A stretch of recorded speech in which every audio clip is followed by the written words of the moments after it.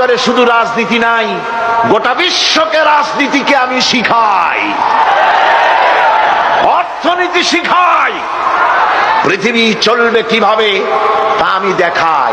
এই জন্য এই কোরআনের আসল মুফাসসির তো আমি নই, কোরআনের আসল মুফাসসির তো মাওলানা সিফাতুল্লাহ সাহেব নন, এর মুফাসসির তো মাওলানা আবুল কালাম আজাদ সাহেব নন, এর আসল মুফাসসির তো মাওলানা কামাল উদ্দিন জাফরি সাহেব নন।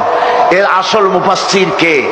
কোরআনের আসল মুফাসসির, জেনুইন অথেন্টিক ইন্টারপ্রেটার, আল্লাহর পক্ষ থেকে নিয়োগ প্রাপ্ত মূল মুফাসসির যিনি, মূল তরজমানুল কোরআন, কোরআনের ভাষ্যকার যিনি, তিনি হচ্ছেন সর্বকালের সর্বযুগের সর্বশ্রেষ্ঠ মহামানব বিশ্বনবী জনাবে মুহাম্মদ রাসূলুল্লাহ সাল্লাল্লাহু আলাইহি ওয়াসাল্লাম।